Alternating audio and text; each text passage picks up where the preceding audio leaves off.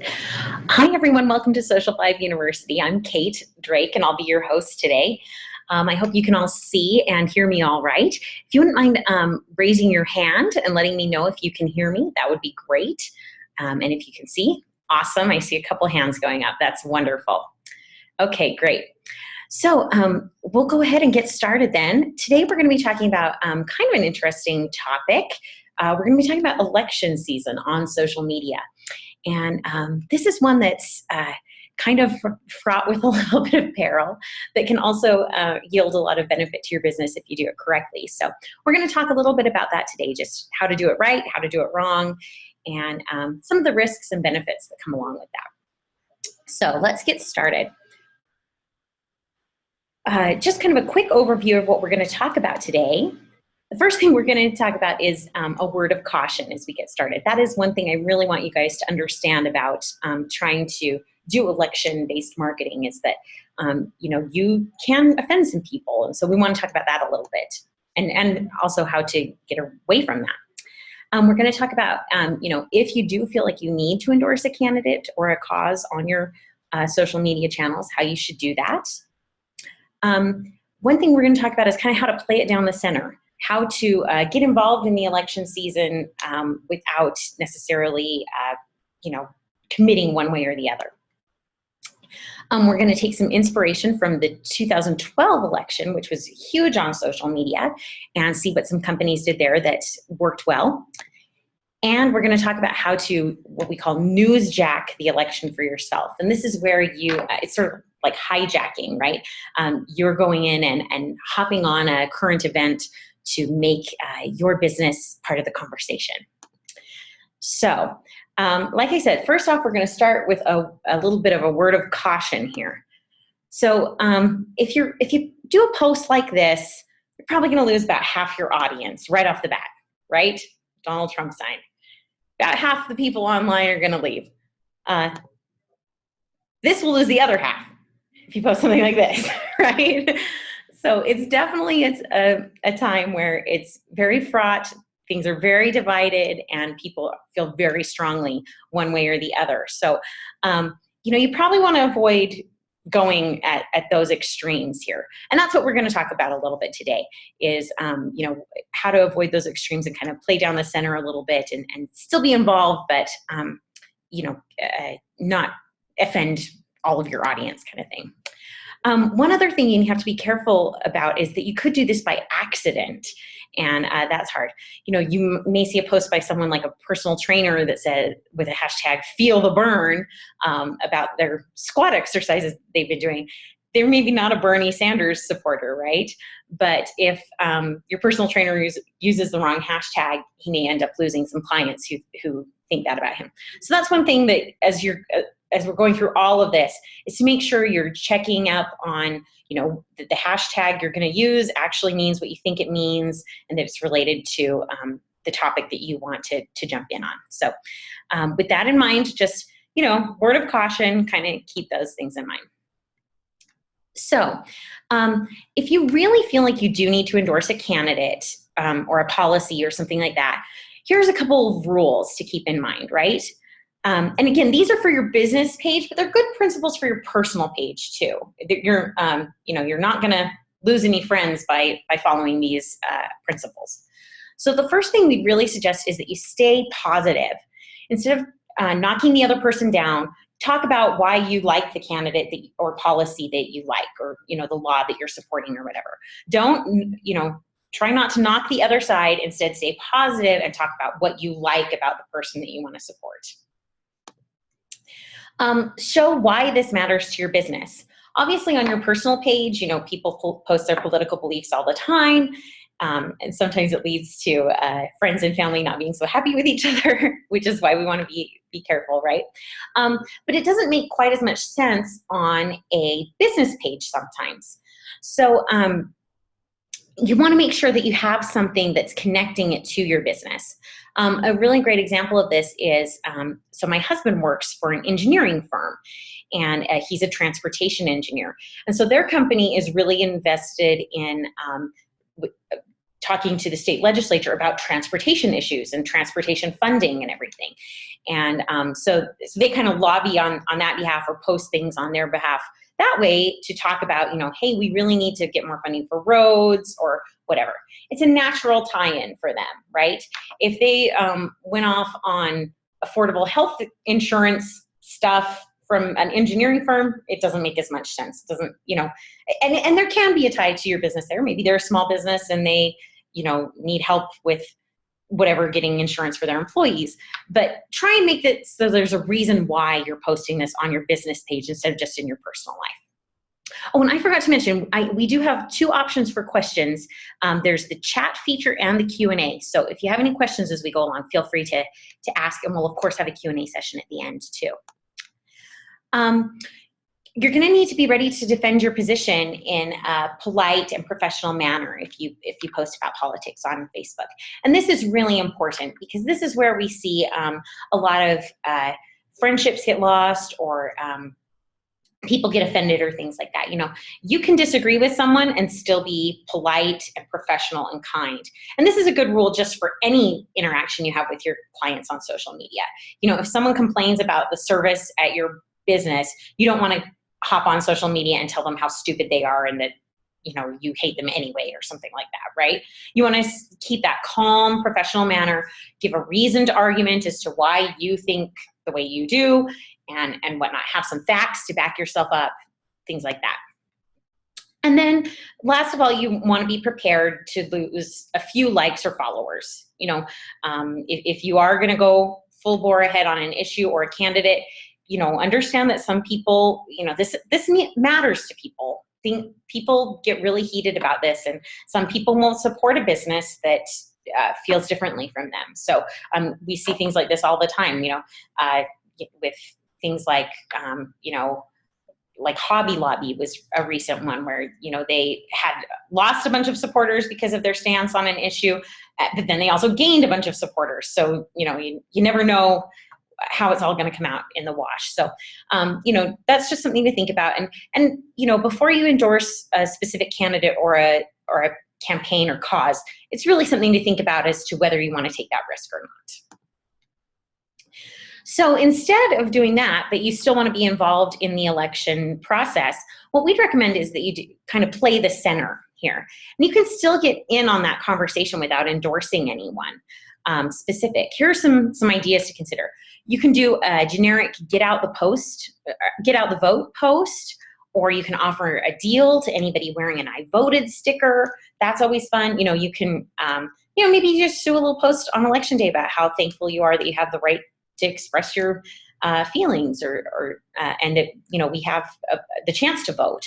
I know a local bakery here gives out cookies to anyone who has an I voted sticker on election day. So something fun like that, where you can offer a little deal or just a general encouragement to people to go out and do their civic duty.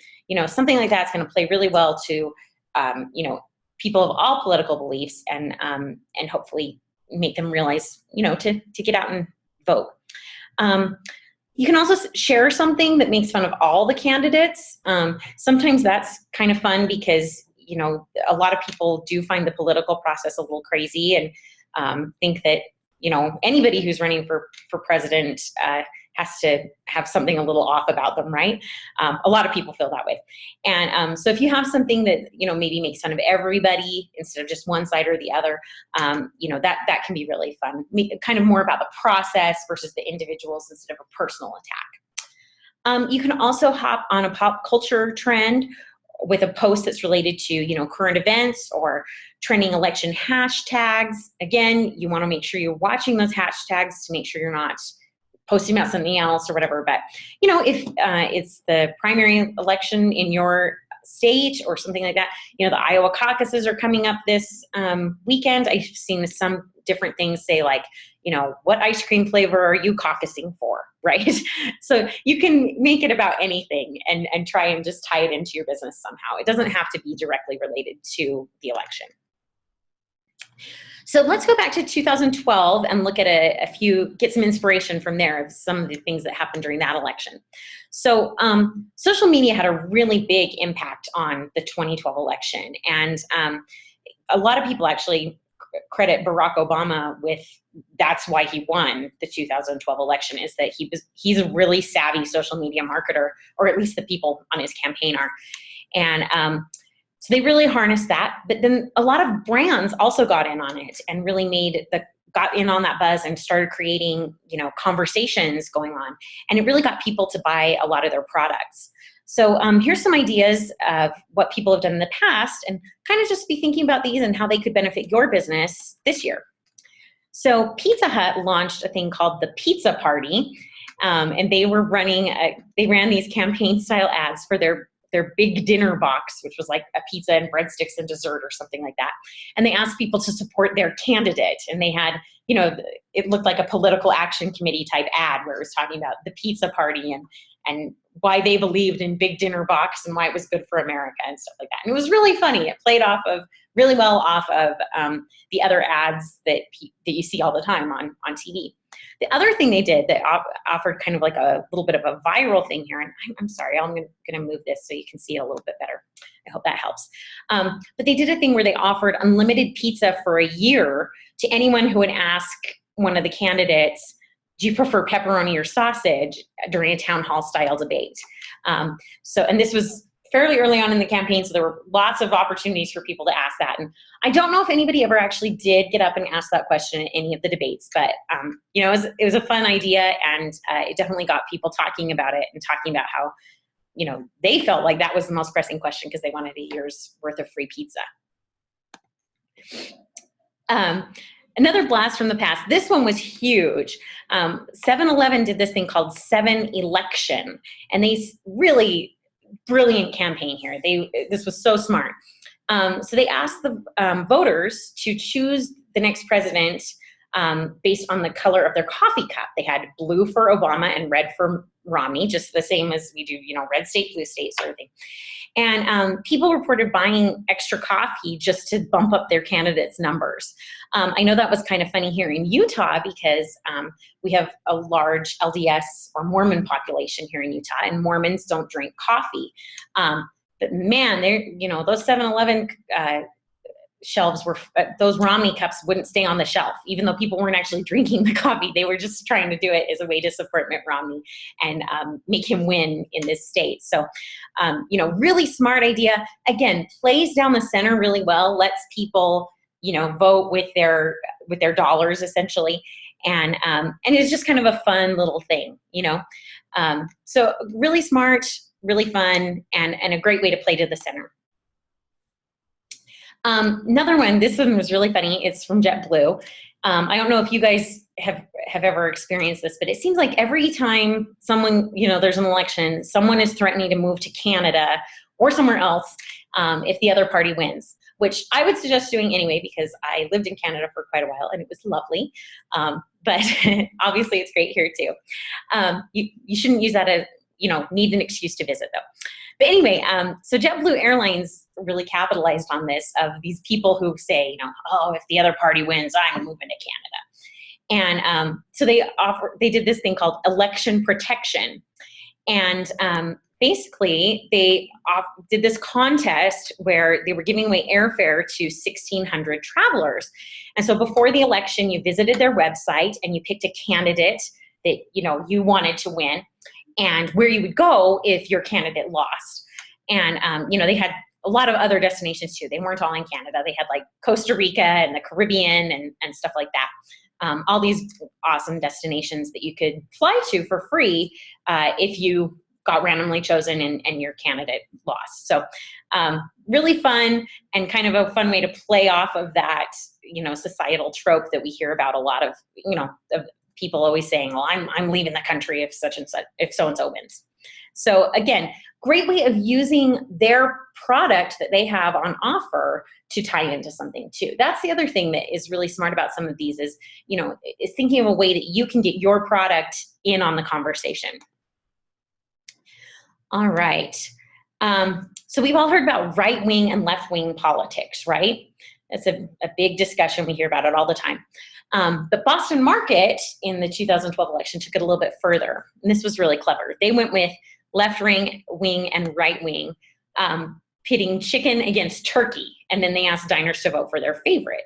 So, it wasn't that if you liked left wing, you were necessarily very liberal in your politics, or if you liked right wing, you were very conservative. It was that you liked chicken or turkey. So kind of a fun thing. Obviously, birds have wings too, so kind of playing in on that. The other thing that they did that was really smart about this is they used this promo to launch new dishes that featured chicken and turkey. And then they kind of used this as like market research to decide which ones would stay on the menu. So if more people were buying, the chicken dishes or the turkey dishes or whatever, they could use that and then decide what to keep selling going forward. So again, really smart, really fun way to play up on something that they do in their business with the chicken and turkey, left wing, right wing, sorry. And just fun way to engage with potential voters and play it down the center again.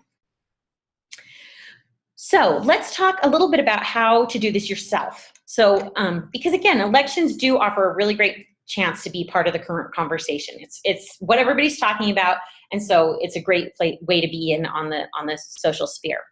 So here's kind of the thing that you want to make sure you're doing though. The first thing is you want to make sure you're making a plan. You want to make sure that you give yourself enough time to put together an effective campaign. Now, I know this, doesn't always work out perfectly. You can't always predict when something's going to happen, but there are things that are predictable. So, like we were talking about, the Iowa caucuses are coming up this weekend. It's probably too late right now to suddenly get an idea and try and market it for the Iowa caucuses, unless you could really pull it off quickly.